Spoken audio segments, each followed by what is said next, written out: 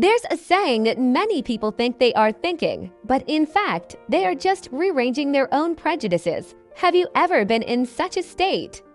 Once you decide a classmate is annoying, everything they do is wrong. Being quiet is putting on a show of depth. Being active is showing off. All the clues you collect are only to prove your initial prejudice. When you hear an opposing view, your first reaction is not to listen, but to find flaws to refute it. This is not clarity, it's just us making excuses for our emotions. It's also what psychology calls *** confirmation bias ***. We only want to receive information that makes us comfortable, only look for evidence that supports our views, and instinctively stay in our psychological comfort zone. Just like the algorithm recommendation mechanism, the more you pay attention to something, the more you will see it.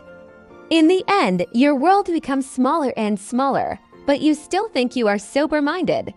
You think you are making rational judgments and independent thinking, but in fact, you are just finding new outlets for your old ideas. When a teacher gives an objective criticism, you immediately refute it subconsciously. When parents offer sincere advice, you become more and more rebellious. When facing views contrary to your own, your first thought is not to verify but to deny. You always think you are completely right, but you don't realize that this is just a crazy tug-of-war between emotion and reason in your heart. This kind of thinking, trapped by prejudice, will only make you live more tiredly. Interpersonal relationships become more and more tense. You become more and more conservative when making choices. Online, you either become a contrarian or a blind fan.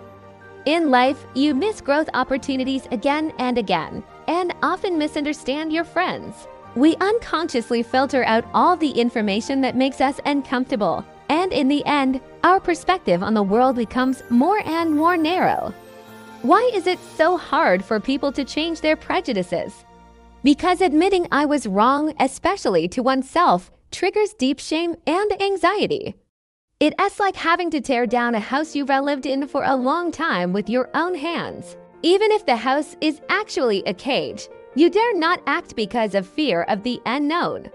So we choose to continue decorating the cage, arranging our prejudices more and more exquisitely, and believing more and more firmly that we are right.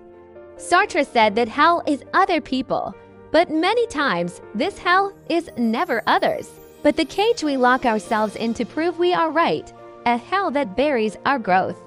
You need to know that true thinking is never about defending the past self or clinging to inherent prejudices, but about bravely reviewing the future self.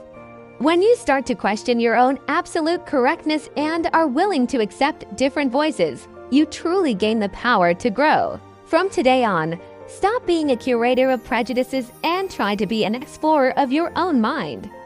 Next time, before you want to argue, refute, or deny all different opinions, ask yourself, what I'm doing now, am I looking for the truth, or just making excuses for myself? If you can ask this question, you've already won half the battle. Remember, the people who grow the fastest are never the smartest ones, but those who dare to break their self-limits and turn their closed hearts into an open and inclusive world.